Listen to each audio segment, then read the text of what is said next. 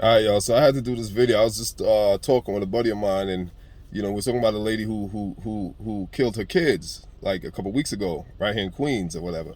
And he said to me, "Man, she's crazy. She's crazy," and that resonated with me, right? And why it resonated with me because I remember growing up, people would call me crazy. You know what I'm saying? I ain't gonna lie. Growing up, I used to hear people say, "Marlon crazy. He crazy. He this. He crazy." And we're so quick to label people as crazy. We hear that so much, throwing at people when things happen. Now, this lady killed her kids, no justifying it. That's it's horrible, horrible crime. But is she really crazy? You know what I'm saying? Like, because my thing is this: we're so quick to label and call people crazy, or they're sick in the head, or something.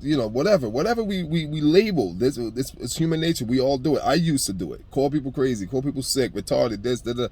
But my thing is this: I don't, after 42 years of living and having my own experiences, right, and being in certain crucibles, fiery situations of life, I'm not quick to call people crazy anymore. Because I'm driving a car right now, and if a gasket or if a spark plug or something goes wrong with this car and it breaks down, is this a bad car? Is this car no good? Is this car crazy? You get the analogy, right? Or did a spark plug just blow? I mean, the point is, at what point, right? At what measure, what yardstick do we use to determine crazy? You see what I'm saying? Like, this lady who killed her kids, is she really crazy? You see what I'm saying? I don't think people are necessarily crazy if they're not medically diagnosed as such.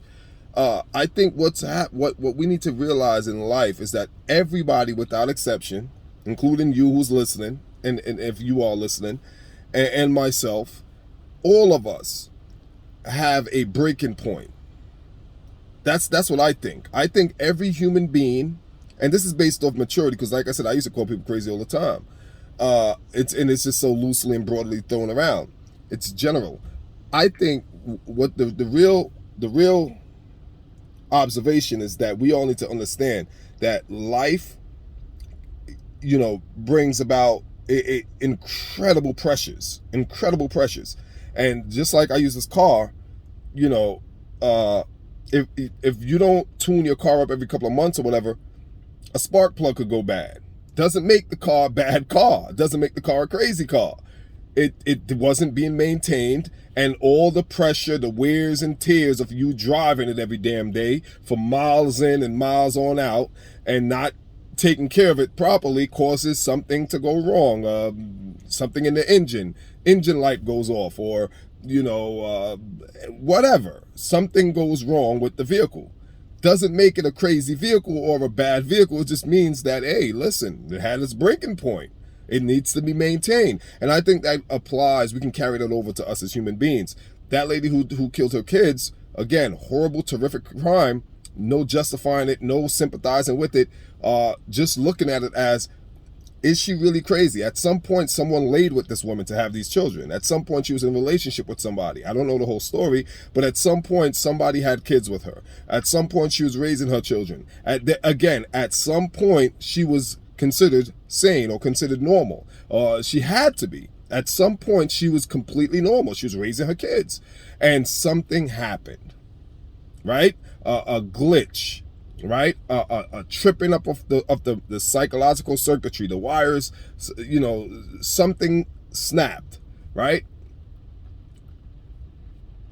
To me, that potentiality, that potential is within every human being. I don't care how high up on the hog you are. I don't care how sophisticated you are. I don't care how well put together you are. I don't care how much you got everything, organized in your life, and you're happy and your life is wonderful. God bless you. If you're a human being from Earth like the rest of us, uh, you have the potential to snap, to blow a gasket, to trip a wire, to short a fuse.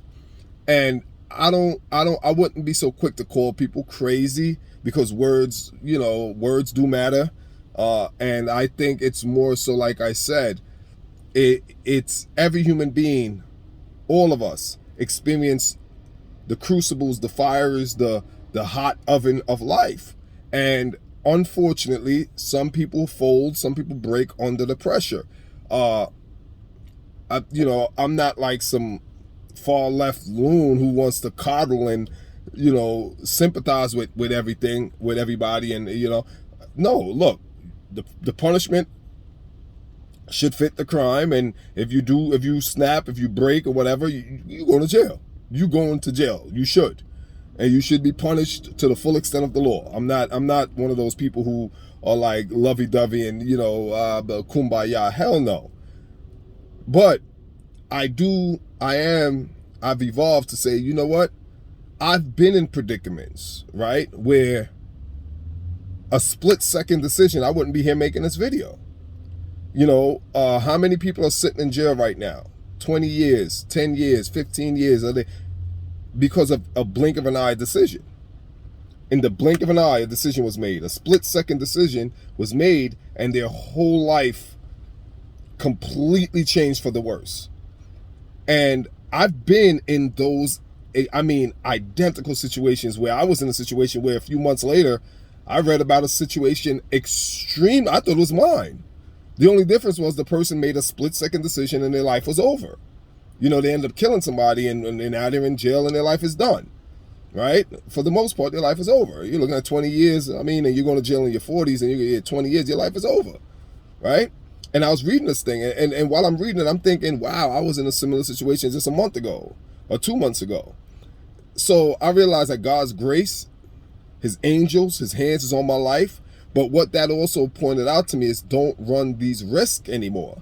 You know what I'm saying? Don't because you recognize God's grace is on your life, you can't, there's only so many chances God gonna give you. Speaking to myself, right? We gotta learn, listen, you gotta cut excess baggage out of your life. There's people that you're not supposed to have in your life. There are people that are not supposed to be in your life that are in your life, but they're not supposed to be there. They were there for a moment to teach you something, and then you're supposed to cut them off. Like a snake shedding its skin, you've got to cut excess baggage, the fat from the meat. You've got to shed your skin, shed people out of your life, the excess baggage. Because here's why. There are people that will push your buttons intentionally. And they will do it in the guise of jokes and playing, laughing, but they're seeking to get a reaction out of you. And that reaction, like I said, could be that split-second decision, and then, oh, he's crazy. You see what I'm saying? So you got to be careful that there are people that will provoke, right? They will provoke. They will be they will provocate.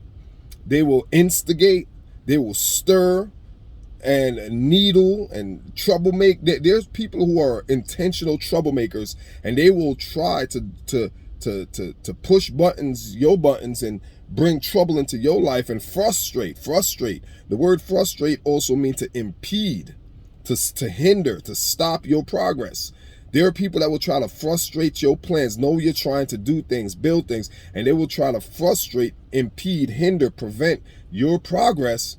And depending on your personality, that can create a situation for you where you make decisions that might not be in your best interest, right? It could take your life in a complete different direction than you was trying to get to. So it's so important, it's vitally important that we understand, listen, watch who you allow in your home. Watch who you allow on your telephone. Watch who you're talking with. Watch who you're sleeping with. Watch who you're eating with. It is so important to your, especially now, right? We're at the end of this pandemic. We're winding down to the end of this thing, but make no mistake about it, we're still away. We're not out the woods yet, because even if this pandemic ends today, the psychological damage that this thing has done will last for a long time. You understand what I'm saying? There are people who are right now on edge psychologically. Mental health issues, I just was reading up on that, is on the rise since this pandemic began. Suicide on the rise, homicide, violence is just up all around. Okay, so We gotta be very, very careful with your mental health. Be extremely careful with, and if that means you gotta cut everybody out of your life and be a hermit somewhat, listen, be your own best friend, be your own best company, because at the end of the day, all you have in this world anyway. You know, we have this illusion of thinking we need people, and we are social creatures. Science teaches us this, but make no mistake about it. When it's all said and done, all you have. Because when death comes for you, ain't nobody coming in that casket with you but you.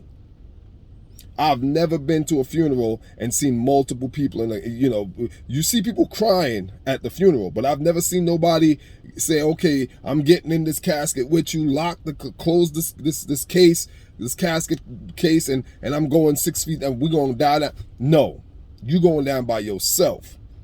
And that's just a bare nitty gritty truth, getting down to the nitty gritty, cutting away from all the BS. So if that's the ultimate truth, then you got to understand that while living, all you have is you. In turn, when I say that, I mean strictly speaking in terms of looking out for yourself, protecting yourself, making sure your mental health, right? Because this is what this whole video is really about, mental health. Your mental health is being cared for, nurtured for. Only you can do that. Only you. Your wife can't do it. Your husband can't do it. Your kids can't do it. They can assist. They can help, but they cannot do it. Only you can do that. So until next time, peace. Take care. Keep the faith.